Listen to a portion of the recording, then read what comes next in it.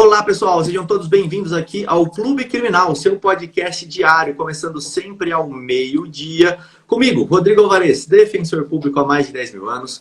Tiago Bunin, o nosso professor aqui. João Ricardo Batista, o homem do júri. E hoje, o nosso super convidado, o professor Pedro Coelho, da Defensoria Pública da União, aí, para falar sobre um tema super importante, que é o juiz de garantias e a imparcialidade aqui dentro do processo penal. Sejam todos muito bem-vindos. Fala aí, grande Thiago. Fala, pessoal. Bom dia. É sempre um prazer estar com vocês no Clube Criminal, o único podcast gravado ao vivo e sem cortes sobre advocacia criminal, direito penal e processo penal. São mais de 80 episódios que você tem disponíveis aqui no Spotify. E a gente está ao vivo, todos os dias, no Instagram, ao meio-dia. Eu espero vocês. Fala aí, João Ricardo. Olá a todos, muito bom dia. Quero agradecer a presença de você que está ao vivo aqui, estou vendo aqui nos comentários, e você que também está no Spotify. Nós estamos diariamente aqui, sempre com um convidado especialíssimo, e o nosso convidado de hoje, Dr. Pedro Coelho. Tão esperado tem sido a sua presença, e ficamos muito felizes por estar aqui conosco, esse monstro do direito penal, que eu acompanho há tanto tempo, e quero que vocês acompanhem também. Se você está no Spotify, já procura o Instagram dele, ele vai se apresentar, vai falar o Instagram, acompanhe ele, que eu tenho certeza que você vai gostar demais. Bom dia, meu amigo Pedro Coelho, seja muito bem-vindo ao Clube Criminal. Muito obrigado, João e demais colegas, uma satisfação, fico honrado pelo convite, sobretudo para debater um tema da área criminal, que é de fato a minha paixão já há bastante tempo. Fico honrado com a apresentação. De fato, meu nome é Pedro Coelho, como vocês já falaram, sou defensor público federal há quase 10 anos, estou completando 10 anos de carreira no próximo mês de dezembro. Também sou professor de processo penal, de legislação penal especial, autor de livros e sou um amante, um curioso. Exatamente, o Tiago está. Muito obrigado aí, Tiago, divulgando aí o livro, Diálogos sobre o Processo Penal. E sou um amante aí do direito criminal e é sempre uma honra trocar ideia, refletir e amadurecer sobre temas extremamente importantes do ponto de vista teórico e, sobretudo, para a prática aí no âmbito criminal, que é, sem dúvida alguma, o objeto essencial aí desse podcast, que é muito bem avaliado e muito importante para quem almeja ou já milita na área criminal. Uma satisfação trocar ideia com os colegas. Bom, Pedro, queria até iniciar, já que o tema é juiz de garantia, e antes da gente entrar no aspecto mais teórico do juiz de garantias, etc., a gente sabe que atualmente o que foi implementado a respeito de juiz de garantias na nossa legislação, lá no Código de Processo Penal pela Lei Anticrime, no artigo 3º, eu até digo que não sei se foi um erro material da decisão do Supremo, mas juiz de garantias ele é inaugurado a partir do 3º-B, né? E na hora que a decisão do Supremo Tribunal Federal na ADI 6298 é proferida pelo ministro Luiz Fux, ela acaba abarcando junto o 3º-A, que era o que falava do sistema acusatório, sem uma linha de fundamentação a respeito disso na decisão. O 3º-A vai meio que de gaiato, toda hora que é mencionado os dispositivos de juiz de garantias, o 3º-A vem no pacote. Queria perguntar para você qual que é a sua visão sobre essa decisão do Supremo Tribunal, que vai vir por aí, marcado para novembro, salvo melhor juízo, o julgamento desse tema no Supremo Tribunal Federal. O que você acha? Juiz de garantias vai passar? Passa tudo? O que você acha que pode ser desidratado no Supremo? Tiago, e eu peço aos colegas, se eu estiver falando demais, por favor, me interrompam, por gentileza, que às vezes eu aperto o play e saio falando. Vou tentar me controlar aqui. Primeiro de tudo, Tiago, eu não acredito nesse ponto específico em erro ou acidentes de percurso. Primeiro, eu acho que foi tecnicamente uma das coisas mais esdrúxulas que a gente tem nos últimos 2 anos, e olha que a gente tem bastante coisa polêmica no âmbito das cortes superiores, mas essa decisão do eminente ministro Luiz Fux, porque ele, na minha visão, ele coloca por pressão e propositadamente no pacote de suspensão da vigência ou de eficácia o artigo 3º-A, sem conferir uma linha de fundamentação e por um simples motivo. Não existe fundamentação para você suspender o artigo 3º-A. Eu não conheço sequer um maluquete aí no âmbito do direito que vai sustentar algum argumento minimamente plausível para sustentar isso, por um simples motivo. O que é que o artigo 3º-A ele fala? Ele basicamente, ele trata, e aí a gente pode até conversar sobre a pertinência ou não desse dispositivo, de algo que é pacificado essencialmente há muito no processo penal brasileiro, que é que a opção do Constituinte, ainda que na prática meio falha, foi o desenho do sistema acusatório ao processo penal. E aquilo, o artigo 3º-A, eu até vejo ele como um ponto interessante, porque por mais que ele seja, entre aspas, desnecessário, já que ele não inova, ele vem a marcar historicamente e normativamente esse ponto. E às vezes dizer o óbvio é o mais importante, e ele diz o óbvio. Ele ratifica num momento histórico e num contexto relevante justamente a opção do Constituinte lá em 88 pelo sistema acusatório.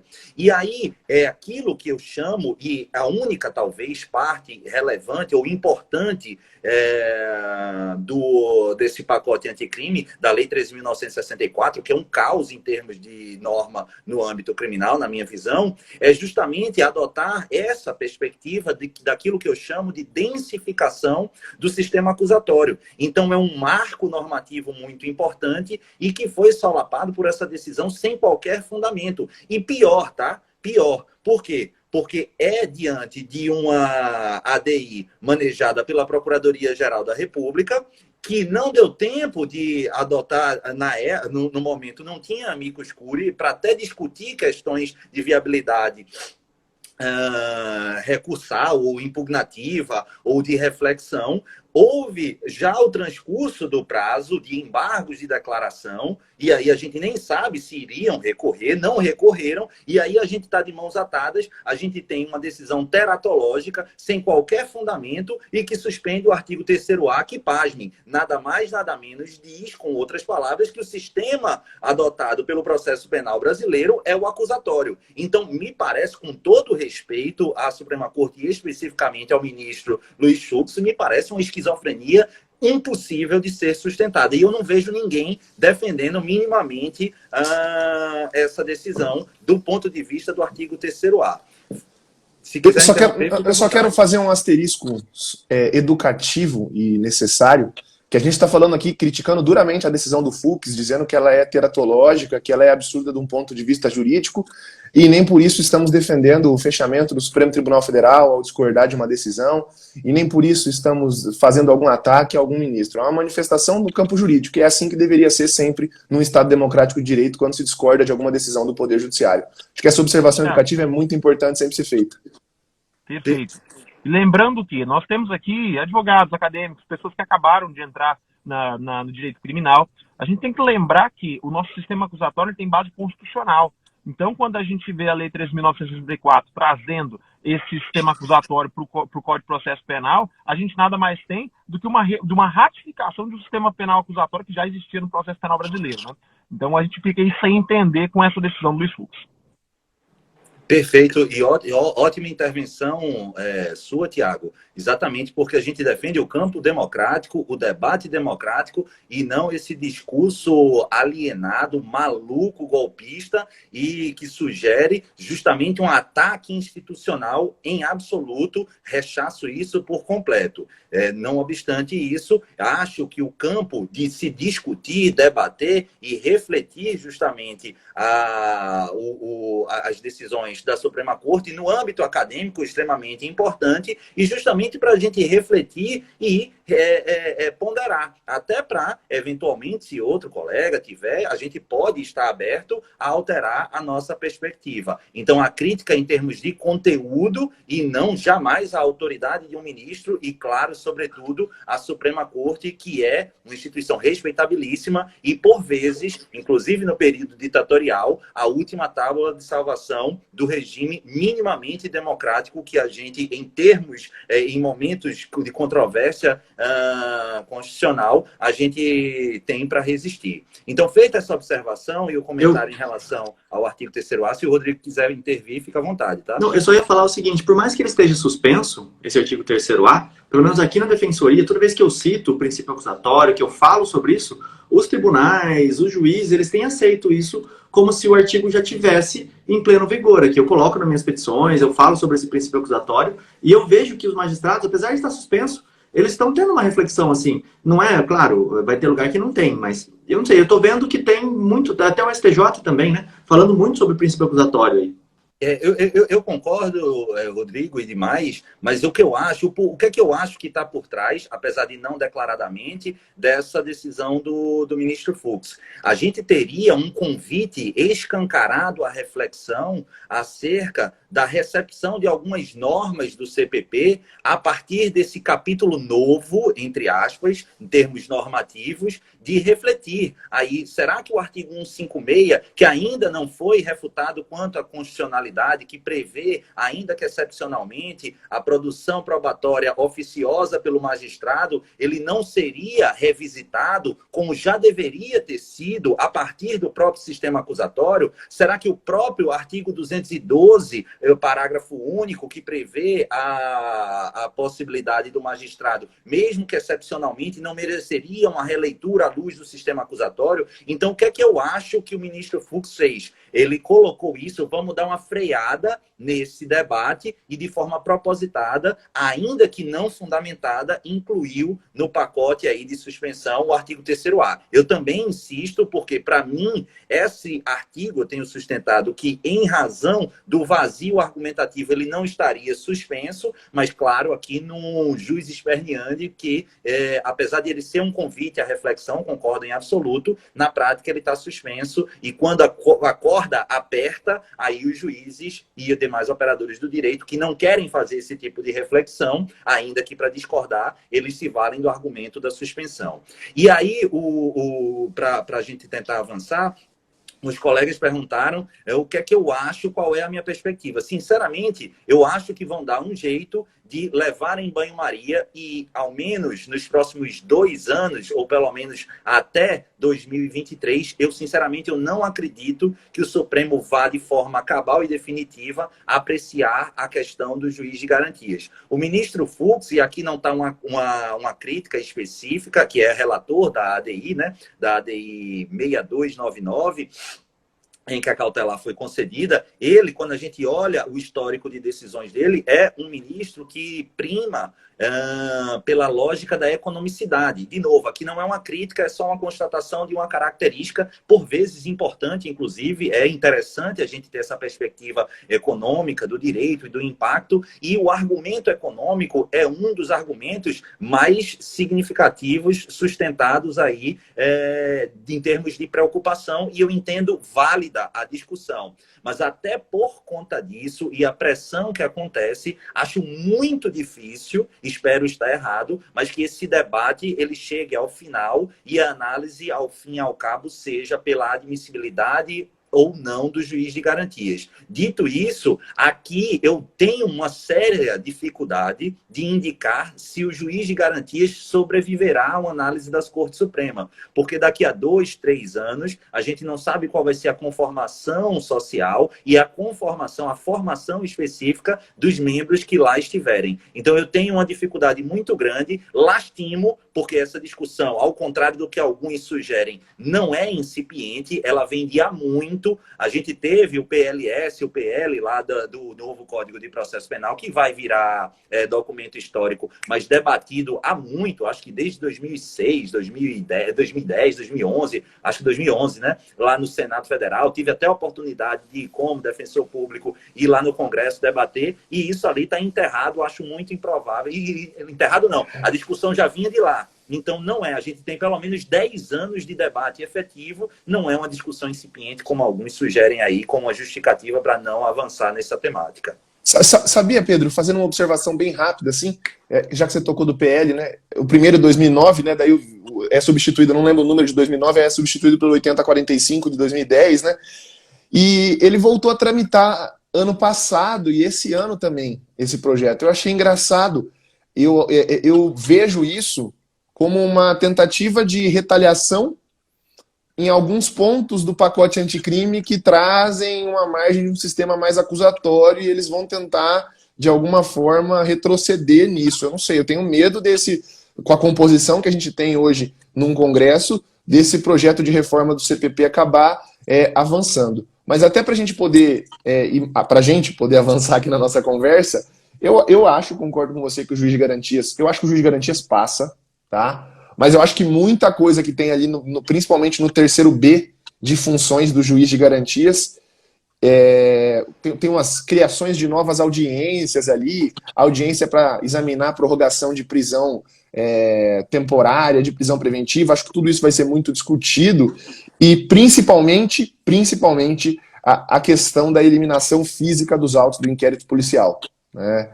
Essa é uma questão que eu queria te ouvir, porque eu acho que isso é um ranço inquisitório complicado da gente conseguir avançar num processo penal como o nosso. Acho completamente dificílimo isso, porque tem um lobby muito grande e eu respeito demais, tá? A polícia, respeito demais mesmo, tenho um ótimo relacionamento com eles, mas assim, isso não pode ser confundido. Dizer que o processo judicial ele deve correr e ter vida própria apartada dos autos do inquérito policial não é menosprezar, ao contrário, a função policial, a função investigativa, mas sim homenagear justamente a Constituição Federal. Por quê? Porque é óbvio, e me parece, quando a gente afasta, ou pelo menos tenta afastar as paixões envolvidas, que se a gente esquecesse que a gente está falando de um processo penal, e que se eu dissesse, olha, um elemento ou um caderno de investigação é absolutamente inquisitorial. E na minha ótica, ao contrário de que alguns, eu acho que tem que ser inquisitorial. Inquisitorial não quer dizer refuta a ampla defesa, mas os atos investigatórios, por essência, eles demandam, em razão do elemento surpresa ser necessário, a afastamento do contraditório. Não acho que precisa ser essência de uma investigação contraditória, ao contrário. Então, eu acho que precisa ser inquisitorial. Mas a partir do momento em que eu digo que esse caderno de investigação é inquisitorial e que o processo o processo penal é essencialmente acusatório, eu dizer, como artigo 12, salvo melhor juízo, do Código de Processo Penal, que é imprescindível que, existindo inquérito policial, ele seja anexado, acostado aos autos principais, é de uma esquizofrenia absoluta. Eu dizer que algo que a água, ela precisa colar com o óleo. Só que água e óleo não se misturam. Então não faz o menor sentido. Nesse ponto, de novo, acho que esse conjunto do artigo 3º-A e 3º-F é uma das poucas coisas que se salvam no pacote anticrime,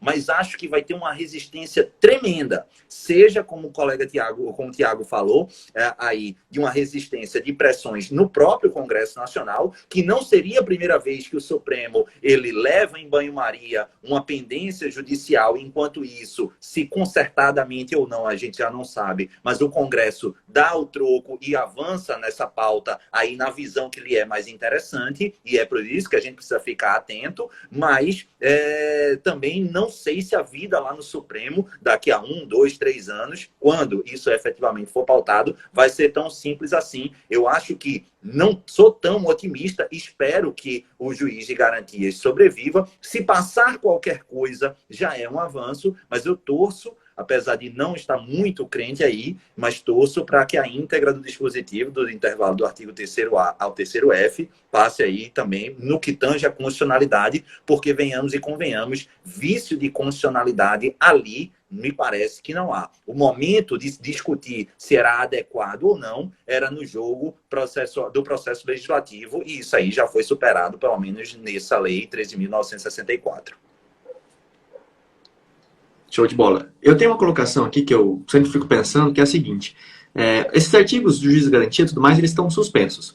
Mas será que eu poderia utilizar algumas dessas colocações, algumas questões práticas, e já colocar o artigo ali, utilizar ele, mesmo ele estando suspenso pelo STJ, pelo STF, mas como uma forma de orientação, como se fosse assim, olha, vai caminhar por esse lado, por que não já começar a fazer? Como se fosse mais ou menos essa ideia. É tipo usar uma lei que está em vacatio legis em benefício do réu. O artigo está suspenso, mas em benefício do réu eu quero utilizar. E até o João fala muito de um artigo que é a possibilidade de a gente colocar assistente de acusação, né, para acompanhar uma perícia, por exemplo. E isso está expresso aqui no assistente técnico de perícia, assistente técnico, Isso aqui. Aí eu queria ouvir vocês. Vocês acham que dá para utilizar? Não dá? Por exemplo, esse inciso, especificamente. Eu vou lá e peço, falo, olha, já tem uma colocação ali. Será que daria para se utilizar? Vocês acham que é uma forçação de barra? Deixa, os colegas querem falar? Fiquem à vontade. Vai lá, João, acho que você tem que dar teu... Porque você que sempre chama a atenção dessa No importância. final das contas, eu quero mais é que o pessoal fique atento para esses dispositivos. E como o Rodrigo falou, muito embora haja suspensão, nós temos um vislumbre legislativo que nos autoriza a gente acabar atuando em locais e momentos processuais que antes não nos era possível, né? Eu percebo que, às vezes, o advogado, em sede policial, apresentando esse tipo de dispositivo, mesmo estando suspenso, a gente consegue muitas vezes abrir algumas portas que nos eram fechadas anteriormente, né? Então, na prática, muito embora a teoria seja outra, a gente consegue aplicar alguns conceitos que suspensos podem ser validados ali. A gente pode, quem sabe, acompanhar o exame de corpo de delito, nomear algum médico, alguém ali que não seja... Eu vejo com bons olhos, sabe? Eu acho que mais dia, menos dia, isso vai estar à nossa disposição, porque não tem prejuízos, né? A gente teria mais a verdade vindo cada vez mais para o processo. Eu acho assim, teve um caso no escritório que eu utilizei de uma analogia, agora eu não vou lembrar o dispositivo, mas o CPC, muito mais moderno que o nosso Código de Processo Penal, o CPC 2015, ele tem uma previsão lá do assistente técnico já participar no momento do exame pericial, acompanhando o exame pericial, né? Eu fiz um pedido numa ocasião nesse sentido. Foi um caso que a perícia foi indeferida na primeira instância, eu precisei subir com o HC para discutir a prova pericial, e o tribunal autorizou a prova pericial, mas deixou bem expresso que o dispositivo do CPP atual e vigente, isso foi depois do pacote anticrime lá no 159, né, prevê que o assistente técnico ingressa nos autos só depois da realização da perícia, e não participa da colheita da perícia. Então, assim, acho que é um dispositivo que a gente tem que estar atento, que vai ser de bom uso para a defesa técnica, mas eu acho que ele ainda não pegou por conta da suspensão, né? Acho que é um dos dispositivos que não pegou. E também não sei se vai ser um dos dispositivos que vão passar. Eu acho que muita coisa dos incisos do terceiro B vão ser desidratado. Tudo que a gente olha nos incisos do terceiro B como função do juiz de garantia e fala, caramba, isso aqui é fantástico. Todas que a gente acha fantástico de um ponto de vista para garantir um sistema acusatório, são as que têm bastante risco de serem, de ficarem ali no Supremo na hora que forem juntados as adins. Não sei o que o Pedro acha. Eu acho assim, esses dispositivos que têm uma funcionalidade mais prática, eles são muito interessantes e acho válido e plausível sustentar a tese que mesmo eles suspensos, eles podem servir de orientação e, quem sabe, a depender do juiz, e a gente sabe que, democraticamente, há vários operadores de direito com múltiplas formas de pensar, de repente você pega um juiz mais sensível ou mais voltado para a efetividade do processo e, de repente, você consegue colar a tese. Entretanto, eu acho, não é o que eu penso, mas o que eu imagino especificamente, que é muito difícil que a maior parte dos juízes e, sobretudo, as cortes superiores adotem e admitam, eventualmente, a utilização desses dispositivos como regra, por conta da suspensão. Entretanto, isso não significa que a gente, na minha ótica, deve pegar todo o pacote do artigo 3º-B ao artigo 3º-F e achar que ele está completamente suspenso. Porque eu entendo importante, apesar de ele estar suspenso, eu acho que a gente tem um aspecto aqui muito relevante em termos argumentativos. Porque essa lei existe. Ela foi aprovada nas instâncias legislativas adequadas e por uma decisão, até hoje, monocrática do ministro Fux, elas não estão sendo aplicadas. Só que o que é que, ao fim e ao cabo, a gente extrai dessa essa figura, e eu acho importante a gente trazer uma rápida reflexão sobre juiz de garantias. Juiz de garantias, por que vocês falam tanto que juiz de garantias está vinculado a esse sistema acusatório? Por um simples motivo. Sendo bem rasteiro aqui, o sistema acusatório, ele fundamentalmente ele é caracterizado pela tripartição ou separação de funções investigativa, acusatória, de defesa e de julgamento, mas, sobretudo, pela gestão da prova. A gestão da prova, concentrada nas partes e não no julgador, é essencial. E por que é essencial? Porque o que está por trás disso é a imparcialidade. A imparcialidade é a pedra de toque, justamente, da autoridade julgadora e do sistema acusatório. Nesse contexto, a gente tem uma imparcialidade de duas facetas. A imparcialidade subjetiva, e isso aí não sou eu que estou dizendo, é o próprio Tribunal Europeu de Direitos Humanos, a Corte Interamericana de Direitos Humanos e as Cortes Superiores brasileiras, indicando em que linha? Primeiro, a imparcialidade subjetiva, que é aquela do próprio julgador, e também a imparcialidade objetiva, que é numa frase que eu nem gosto porque tem conotação machista, mas que ela ilustra bem, que é a ideia da mulher de César. Não basta ser honesta, precisa parecer honesta. Então é aquela perspectiva de que não se está, quando debate, que o juiz é imparcial, necessariamente dizendo que ele tem interesse específico, mas para a sociedade, para as partes e fora do processo, também aquela autoridade julgadora, ela precisa aparentar ser imparcial. Isso é algo garantido pelo sistema acusatório e o sistema democrático. E o que é que está por trás do juiz de garantias? Fazendo uma rápida aventura aqui na ideia da psicologia cognitiva comportamental, é justamente aquele parâmetro que é muito estudado nessa área de psicologia,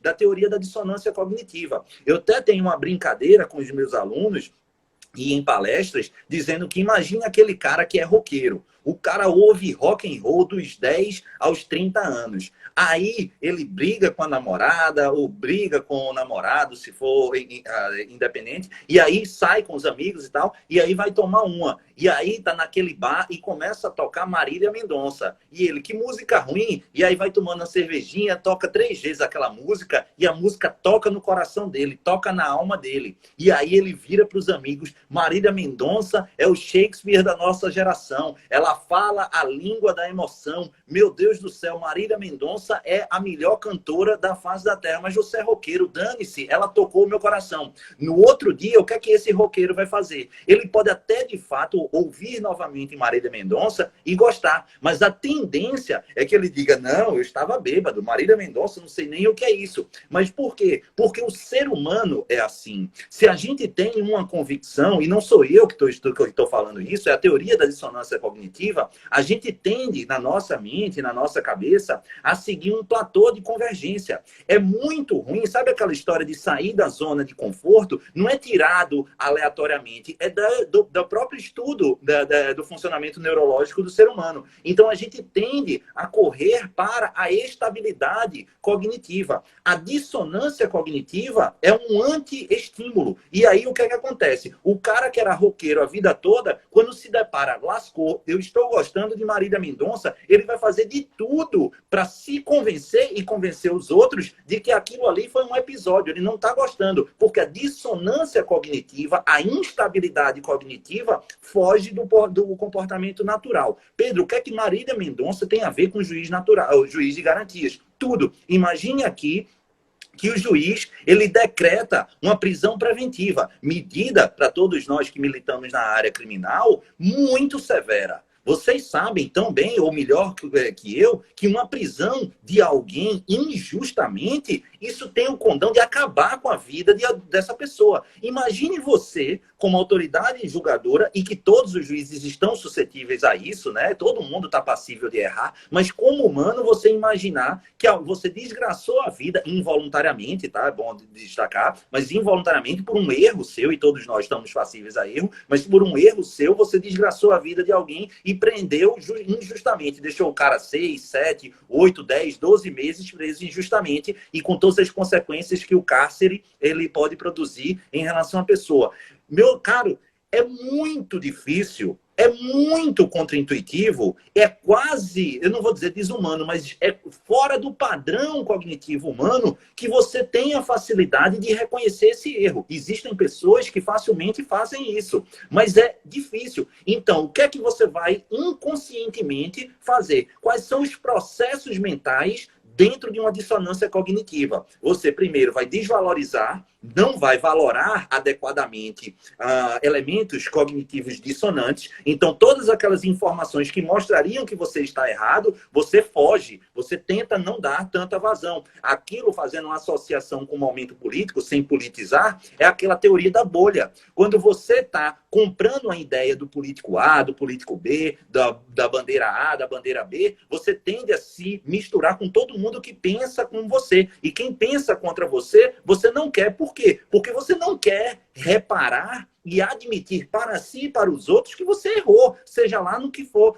E isso é, de novo, natural, é uma tendência errada. A gente precisa evoluir como cidadão e como seres humanos. Mas você precisa sair e lidar com essa dissonância cognitiva, porque é justamente o processo dialético, né? A tese, a antitese e a síntese.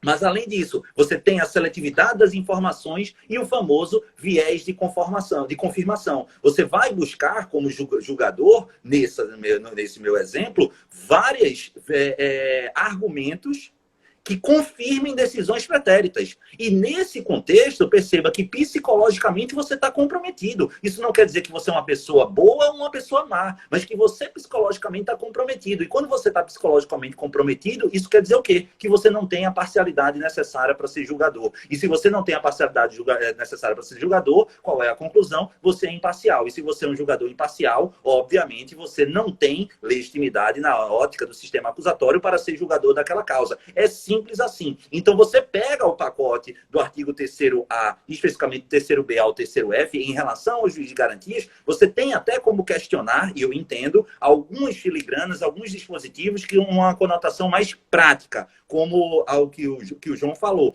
mas que aí é questionável. Eu acho válido você sustentar essas teses. Agora, do ponto de vista argumentativo, que foi isso que o Rodrigo inicialmente perguntou, acho extremamente válido, porque esses dispositivos, eles materializam algo muito maior, um debate essencial de sistema acusatório, e que por isso eu destaco nos meus escritos que a gente viveu, nesse ponto, um processo de densificação do sistema acusatório, que o sistema acusatório foi a opção do Constituinte, e desde 88 isso está muito claro. Mas o que é estar muito claro? A gente precisa amadurecer. E essa é uma democracia, um regime muito recente. A gente tem o quê? É de 88 para 2021. Tem muita coisa que a gente precisa analisar. Tem muita coisa que a gente precisa ponderar. Tem muita coisa que a gente precisa amadurecer. E esses dispositivos, essa lei anticrime, com os seus pontos positivos e vários pontos negativos, também servirão para isso. E eu acho que é importante, já no âmbito da militância criminal, nas petições, nos processos, a gente debater isso. Porque tem muita coisa que é novidade, mas tem coisa que é um alerta e um chamado ao debate e ao amadurecimento. Desculpa aí, porque eu terminei. Não, imagina, Pedro. Não, imagina. Tem duas coisas que eu quero, já vou até alertar para ficar já as duas perguntas, mas vamos debater sobre cada uma delas de forma separada. A primeira, né? Essa ideia, você já tinha dito isso inicialmente quanto à ideia do Fux, que muitas vezes decide com uma racionalidade economicista, né? De um ponto de vista de princípios de economia processual e etc. Isso pesou muito no juiz de garantias. O principal argumento que se vê na decisão e que se vê nos lobbies de algumas associações de magistrados é o custo para implementar o juiz de garantias. E a segunda coisa, né, eu queria saber de você o que você pensa sobre isso, como que se realmente vai ter custo, se é difícil implementar o juiz de garantias ou não. E a segunda coisa, eu já vou emendar, porque daí é um assunto que é muito caro, principalmente ao João e ao Rodrigo. O João, porque atua muito no Tribunal do Júri, e o Rodrigo, porque é defensor público em vara de violência doméstica. A decisão do Toffoli, antes da decisão do Fux, já havia suspendido o dispositivo do juiz de garantias nos crimes de violência doméstica e familiar contra a mulher, tribunal do júri, processo de competência originária em tribunais e etc. Né? Então também queria saber qual que é a sua posição sobre isso. Independente da ordem que você quiser aí, eu tenho essas duas indagações, já fiz as duas para não ter risco de eu não pegar a palavra de novo, porque eu estou vendo que falta 20 minutos, já quis garantir minhas duas indagações aqui. Pronto, eu vou tentar ser bem breve, bem rápido aqui. Em relação à primeira, como eu disse, eu acho que o debate, a gente não pode fingir que a gente vive num mundo paralelo. E aí a gente não pode pegar e dizer, não, vamos decidindo aí, e eu não tenho nada a ver com a questão do custo, de orçamento. É lógico que isso precisa ser um ponto de vista relevante na hora da gente decidir. Mas tenho dificuldade em analisar constitucionalidade da medida a partir dessa perspectiva. Então, a gente pode até debater de forma estruturada, pensada, ponderada e demonstrada, se cabalmente comprovado esses custos, qual é a forma cronológica de adaptar e de aplicar esse juiz de garantias. Também não vou ser, e eu não tenho conhecimento hoje para isso, não, tem que ser constitucional e vamos, acabou. Aí falta razoabilidade, faltaria razoabilidade. Acho que se demonstrado, e aí, qual é o impacto? É a mesma coisa lá da PEC de colocação lá, dos membros de defensoria, onde existe sessão judiciária ou comarca. O que é que eu acho? Beleza, 8 anos são poucos? Beleza, eu acho válido, interessante, a gente, o país está difícil, está com dificuldade, vamos elastecer, vamos alterar esse prazo e tudo mais, mas a gente não vai dizer, não, então não precisa de defensor em toda a comarca. Acho que não é dessa maneira. Então, eu preciso de um estudo, o debate é da constitucionalidade. Quanto à sua implementação, qual vai ser o cronograma, quais são as dificuldades orçamentárias, onde é que dá para cortar, ou eventualmente vamos ter um programa de crescimento do orçamento, se assim for necessário, ou mais, vamos racionalizar a estrutura do juiz, porque nesse mesmo caminho a gente tem, de fato, alguns pontos, escassez de magistrado, mas por outro lado a gente tem uma racionalização da atuação desse magistrado. Antes, há pouco tempo, não é muito tempo não, 5, 6 anos ou até menos, a gente tinha essa mesma quantidade de magistrados numa realidade de processo físico. Hoje a gente sabe que o processo virtual, o processo eletrônico racionalizou demais o meu trabalho, o trabalho de vocês, o trabalho do Ministério Público, o trabalho das próprias autoridades policiais, o trabalho também dos magistrados. E isso tem que ser considerado em termos de impacto no volume de trabalho. E outra, temos soluções passíveis e já demonstradas uma razoabilidade daquela indicação cruzada. Se eu sou titular aqui, eu posso ser substituto não, posso ser o juiz de garantias de uma comarca perto, na Justiça Federal, pelo menos na vara criminal, a gente, muitas vezes, aqui onde eu atuo, temos nas varas criminais um juiz titular e um juiz substituto. Aqui é tranquilo, me parece ser tranquilo, e a gente fazer esse cruzamento. Na Justiça Federal é muito mais simples, muito mais simples. Na Justiça Estadual, a gente tem uma dificuldade, sobretudo nas comarcas maiores, mas a gente também não tinha essa dificuldade em várias comarcas. A gente não tem juiz hoje, mesmo sem juiz de garantias acumulando. Então, me parece que é um discurso importante. Eu não demonizo o discurso econômico, mas eu acho que é muito simples dizer a gente não dá e vamos amputar a discussão. Então, eu não vejo com bons olhos. Fica à vontade, Thiago. Pedro, olha só que interessante, a gente tem um desembargador e um juiz aqui em Campo Grande, Mato Grosso do Sul, o desembargador Rui Celso e o juiz Carlos Alberto Garcetti, que eles pensaram junto uma possibilidade, né, de regulamentar na capital e nas comarcas maiores do nosso estado o juiz de garantias na Justiça Estadual. E ela é interessantíssima, porque eu não preciso criar uma vara do juiz de garantias. Né? A proposta seria, na capital a gente tem 7 varas criminais residuais.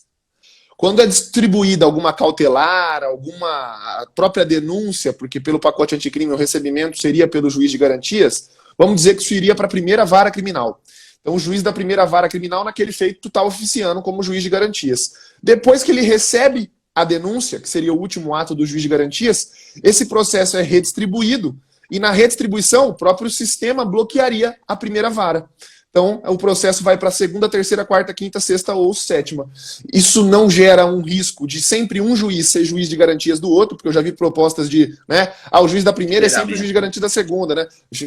Fica um espelhamento ruim, gera uma nova distribuição, é normal, é sorteio a própria regra do Código de Processo Penal pela distribuição, e eu não preciso criar um cargo novo. E não é um trabalho novo, porque são funções que os juízes já exerciam. Eu só mudo a parte de medidas cautelares recebendo a denúncia na mão de um juiz que fica bloqueado para poder atuar no processo criminal. Fácil, não tem custo nenhum, né? Ô, Tiago, o único problema disso é quando você pensa na substituição do próprio juiz. Porque se o juiz da primeira substitui sempre o juiz da segunda, quando o processo cair para cá, esse juiz vai substituir aqui e ele não vai poder atuar em vários processos, vai virar uma bagunça. Então, uma da ideia legal é você pelo menos bloquear ou os dois primeiros substitutos que substituem entre si, ou sempre colocar o juiz de garantia como o último da linha, quando você tem uma comarca grande, claro, né? Boa. Ó, se é o sétimo, é o último da linha do primeiro, então ele que ficaria como juiz de garantia ali, ou os últimos, para não dar esse conflito, porque senão eles se substituem pelo menos 2 vezes por ano, né? Então ficaria muito processo que, tô impedido, ficaria um rolo muito grande. Mas eu acho que dá sim, acho que é uma coisa possível. E aqui na violência doméstica, a gente tem quase essa realidade, porque a gente tem uma vara que só faz medidas de flagrante e de protetivas, e as outras 2 que fazem a violência doméstica, o processo completo, né? Só que ela recebe denúncia, enfim. Não é o juiz de garantias, mas ela é bem próxima, porque pelo menos a custódia, as medidas protetivas, não é o juiz da vara que decide. É uma juíza específica que só faz isso, de todas as varas. E venhamos e convenhamos, né, colegas?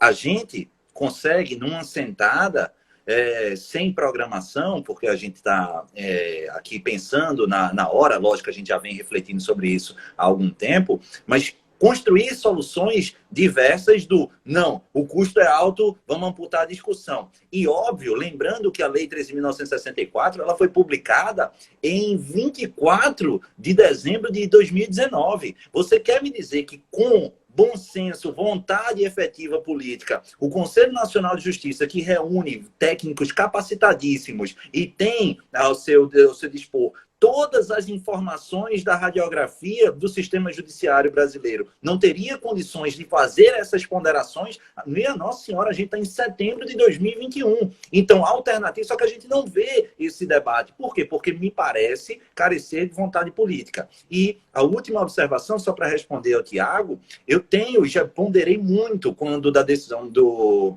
ministro Toffoli, só que eu tenho um gatilho que me impede de concordar com ele, que é simplesmente o que eu enxergo do juiz de garantias, é justamente o processo de concretização de uma lógica imprescindível ao sistema acusatório. Eu não consigo enxergar o juiz de garantias apartado dessa imparcialidade que é cara, é essencial, é imprescindível ao sistema acusatório. A partir do momento em que eu digo, olha, eu consigo excepcionar nos juizados especiais, no juizado de violência doméstica, no tribunal do júri, eu estou dizendo que eu estou flertando, que eu estou negociando, que eu estou mitigando a própria essência do sistema acusatório. E aí, convenhamos, eu não consigo, lógico, se os colegas tiverem argumentos, eu prometo e eu reflito, tenho tentado, mas até o presente momento ninguém me convenceu dessas flexibilizações. Então, para mim, tem que ter juiz de garantias e sem exceção, e não concordo com aquelas exceções, apesar de ponderadas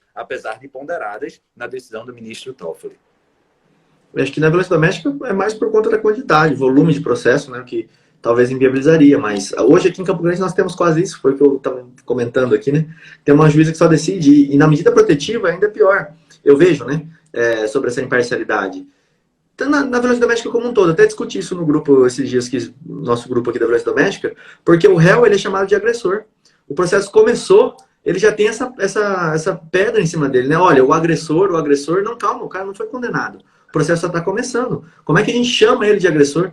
E até fiz uma brincadeira, Pedro, que acho que futuramente a gente vai olhar para esse nome de agressor que se dá na violência doméstica como se olhava para a mulher honesta do código, né? Vai olhar um dia, eu vou olhar essa expressão e falar, pô, mas por que usavam um agressor sendo que o cara nem foi condenado? O cara passa o processo inteiro sendo chamado de agressor e é absolvido no final. E, enfim. A Lei Maria da Penha, na prática, ela é bem perigosa. É bem perigosa. Eu sei que não é nada político a gente dizer e falar sobre isso. Acho uma inovação importante, sem dúvida alguma, mas do ponto de vista prático, ela é extremamente perigosa e concordo com você. Acho que lá na frente, daqui a uns 20 anos ou até menos, já que a sociedade está extremamente acelerada, a gente vai olhar com outros olhos e vai dizer, meu Deus, onde é que a gente estava em alguns aspectos relativos a ela. Então, Pedro Coelho, aí agora trazendo um pouquinho para o Tribunal do Júri essa discussão, na prática eu tenho visto que é tão difícil conseguir, às vezes, conseguir uma pronúncia, uma impronúncia, uma decisão favorável no tribunal do júri, daquele juiz que já decidiu sobre liberdade ou não, que conheceu o início ali do processo. Então, essa virgindade cognitiva do magistrado julgador, ela é fundamental, e eu vejo com muito maus olhos essa vedação, né? Quando a gente fala de crimes dolosos contra a vida, a gente tem uma periculosidade em abstrato, consubstanciando sentenças que negam liberdade, e cada vez mais agora, sobretudo com essa excepcionalização do juiz de garantias para tribunal do júri, eu fico assim, o termo é chateado mesmo, né? Porque a gente vê que quando tem uma luz no fim do túnel, isso é afastado de nós. E o João, que é nosso especialista aí maior em tribunal do júri, acho que o principal câncer que precisa ser debatido, e ainda é debatido de forma muito incipiente em relação ao aumento da pronúncia e da impronúncia, é essa desgraça aí chamada indúbio pro societate. Isso é uma desgraça, isso é uma maluquice. E aí o Gilmar Mendes dá uma decisão extremamente lúcida, dizendo, olha, não existe, assim como a professora Maria Tereza no STJ, dizendo, não existe esse negócio, essa criação aí da cabeça, sabe-se lá de quem, desse gênio brilhante aí, que não entende nada de processo penal, desse indúbio pro societate. E aí, mal interpretado, mal compreendido, mal assimilado pelo sistema de justiça brasileiro, muita gente, eu não atuo, eu atuo na Justiça Federal, mas eu já tive casos em que o juiz ou a juíza pronunciou, eu apresento o recurso em sentido estrito, aí vou despachar dizendo, doutor ou doutora, pelo amor de Deus, veja aqui, com todo respeito, se não tem uma incoerência. Aí a resposta é, de fato, o argumento é muito bom, mas aquilo, né? Eu não quero o juiz da causa, realmente, o juiz natural dessa causa é o plenário. Então, você leva esse debate para lá, porque aqui, nesse momento, eu estou pelo indúbio pro societate. Um princípio que não existe, é uma invenção, mas é aquela máxima, né? Uma porcaria, uma mentira repetida 250 milhões de vezes, termina se tornando uma verdade. Por isso que eu acho que é preciso resistir e debater, e é isso que a gente tenta fazer por aqui. Exato. E eu vejo uma situação bem interessante, encaixando nesse tema aí, e eu até estava falando com os membros lá da nossa comunidade esses dias, que eu estou tendencioso a adotar uma técnica de fazer a alegação final mais superficial possível que eu puder. Para que caso? Para aquele caso que eu sei que o juiz ali já vai condenar mesmo, é um juiz mais que condena todo mundo, o juiz aqui da minha cidade, por exemplo, que, vamos supor que cai numa vara criminal que é o João Condena da cidade, você já sabe que vai ser condenado. O pensamento interessante é, se eu fizer uma alegação final não tão boa, ele não rebate todos os meus argumentos. A sentença dele fica não tão boa. E aí, na minha apelação, como se eu utilizasse desse juiz primeiro para ser um juiz de garantias, na minha apelação eu afasto um pouco o juiz do fato, e aí eu consigo resultados muito melhores do que se eu tivesse brigado com o juiz aqui para conseguir uma absolvição, perdido, e depois ser corrido. E é o exemplo que você falou do recurso do RESE, por exemplo, da pronúncia, né? A gente fez muito isso na comarca que eu trabalhava em Três Lagoas, porque a juíza mandava o processo para o jurado ler. Ela deixava lá 20 minutos para o jurado lerem as decisões. E aí lia a decisão dela, que já sentou o pau nas minhas teses, porque eu levantava a tese em alegação, e a do RESE, que eu tentei no recurso do desembargador falando, olha, tem que ir para o jurado olhar. A princípio parece que tem essas qualificadoras. E qual foi a tática que a gente adotou? Então não fazemos mais. Tanto a alegação quanto o RESE deixa passar tudo em branco, porque eu ganho talvez uma chance lá no tribunal do júri, né? É uma ideia só, assim, que às vezes é preciso. Então, eu concordo, mas percebe que a gente cria um subterfúgio e a gente fica com medo de fazer a melhor defesa que a gente acha que deve, justamente porque se a gente fizer, a gente está dando um tiro no pé. É um contrassenso absurdo, mas eu entendo, a gente precisa ser pragmático. O objetivo é qual é a minha maior chance de vencer. E aí, se é essa, a gente precisa se adaptar ao jogo, né? O processo, sempre digo, é um jogo, às vezes não tão divertido, mas que precisa ser jogado.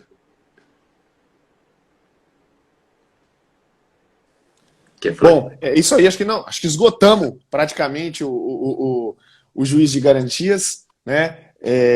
Tema muito importante, tema de extrema relevância para a gente debater. E queria deixar a palavra aí com o João e com o Rodrigo para fazer algum fechamento, algum agradecimento aí para o Pedro. E já digo aqui, Pedro, foi um prazer dialogar com você, até fazendo uma alusão ao seu livro. Foi um prazer dialogar. O Pedro tem um livro muito legal, mostrei no começo da live, né, Diálogos de Processo Penal, uma coleção da Juspod, um livro bem fácil para se trabalhar em graduação e etc. Eu utilizo bastante, viu, Pedro, na graduação com meus alunos, é bem legal, eles gostam bastante. E fica aí, para quem não conhece o Pedro, fica o convite já desde logo para clicar aqui em cima, né? E seguir o Pedro. Vai lá, Rodrigo. Não sei se você ou o João querem falar alguma coisa.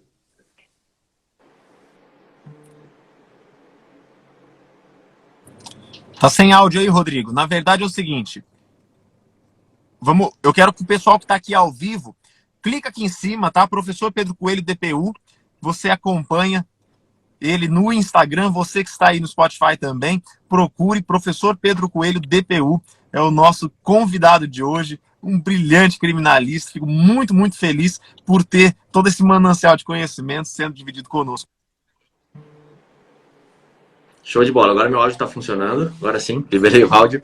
Professor Pedro, muito, muito obrigado aí por ter aceitado o convite, participar aqui, refletir um pouco com a gente, falar um pouquinho sobre o juiz de garantias, né?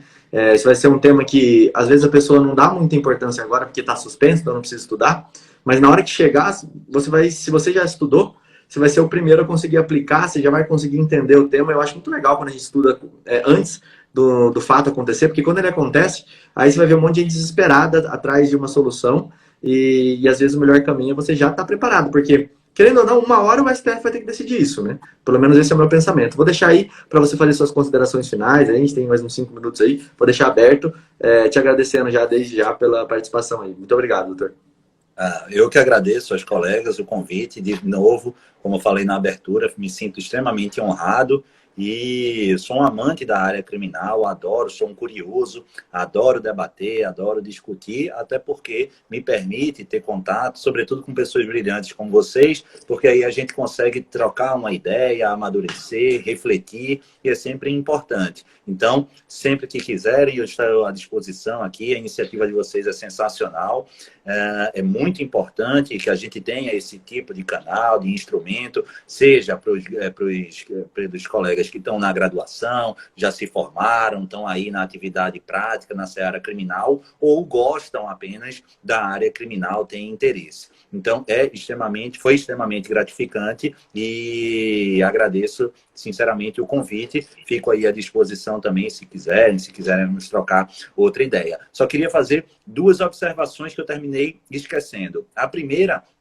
quando o Tiago perguntou da perspectiva de demora, se eu acho que vai ser julgado logo, a gente tem a demora, eu pelo menos tenho essa expectativa, ou essa esperança, que também no âmbito dos tribunais internacionais, a figura do juiz de garantias, não necessariamente com esse nome, mas é algo, uma realidade. A gente tem na Sul-América ou na América Latina vários países que assim se posicionam, e a Corte Interamericana de Direitos Humanos, da mesma maneira que o Tribunal Europeu de Direitos Humanos, tem refletido sobre essa figura e tem destacado, e a tendência, enquanto o Brasil ainda não assume de vez essa perspectiva, eu tenho a esperança de esse tema ser cada vez mais debatido também no âmbito das cortes internacionais, e isso, sem dúvida alguma, se decisivo ou não, a gente não sabe, mas joga influência aqui na nossa realidade. E, por fim, para não acharem que alguns adoram falar isso, isso aí é o garantismo tupiniquim, isso aí é a invencionice dos garantistas brasileiros. Aí tem um ou outro que escreve aí uma besteira aí também de garantismo hiperbólico monocular, umas viagens aí que não tem muito sentido, apesar do pessoal falar com muita pompa. Um dos maiores penalistas do mundo, o Bernhard Schunemann, alemão, ele tem uma pesquisa muito importante que é fundamento essencial da figura do juiz de garantias. Ele pegou vários juízes nesse experimento científico, e comparou o índice de condenação de juízes que tinham tido contato pretérito antes da instrução processual com o inquérito policial, ou seja, com um caderno inquisitorial, e julgaram, e outros que no mesmo processo não tiveram contato com esses elementos de informação, ou seja, apenas tiveram contatos com provas. Lembrando que na lição de Frederico Marques, qual é a diferença de elementos de informação e de prova essencialmente? Nada mais, nada menos que as provas são aquelas exclusivamente produzidas sob o oxigênio, sob o crivo do contraditório e da ampla defesa. Bacana. E estatisticamente, não é uma invencionice, os juízes que tiveram contato com o inquérito policial, eles tiveram índices de condenação superior a 50% se comparado com aqueles que não tinham tido. Então, não é algo, uma invencionice. Eu respeito, de novo, quem discorde. Eu não sou o senhor da razão, nem tenho essa pretensão. Mas, por favor, não vamos discordar criando argumentos e sem embasamento, porque aí não vira discussão, vira guerra de faca, e aí, guerra de faca, a gente não trabalha dessa maneira. De novo, ratifico, muito obrigado pelo convite, fico à disposição, e ao pessoal que gostou e ainda não me segue, fica o convite, @prof. Pedro Coelho DPU, vai ser uma honra e uma satisfação trocar ideia lá no meu perfil. Valeu, pessoal. Show de bola. Eu até tive uma ideia aqui agora. Olha lá, ó. O Thiago está mostrando ali o juiz como um terceiro manipulador no processo penal. Show de bola. Esse é o estudo, Thiago? Esse é o do Bernard Schunemann, traduzido para português, que vocês acham facilmente aí no Google. Só dá um Google, o juiz como terceiro manipulado no processo penal, vocês acham esse artigo que o Pedro citou aí, que é publicado também num livro da Marcial Pons, mas você acha facinho aí no Google.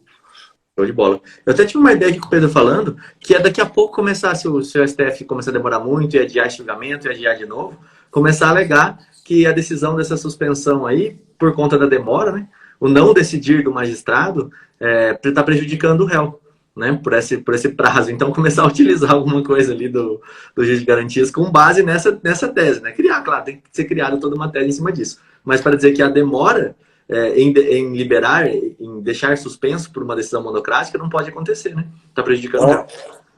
Já dando um spoilerzinho, a gente já tem grupo discutindo, de processualistas penais, discutindo, eu só vou dizer qual é a solução aventada, ainda é muito incipiente, mas já se pensa aí no HC coletivo justamente atacando. O ponto de partida, primeiro, era em relação ao HC coletivo para atacar a decisão que suspendeu o artigo 3º A sem qualquer fundamento, e a gente já está amadurecendo aí a possibilidade, a depender da demora, de um HC coletivo para justamente tentar acelerar essa perspectiva. Para isso, precisa juntar documento e dados efetivos que demonstrem o impacto aí na questão do encarceramento. É algo muito que requer muito cuidado para não ser uma aventura só para aparecer na notícia, mas com alguma chance concreta de êxito. Mas já se discute isso aí, viu? Bem interessante essa lembrança.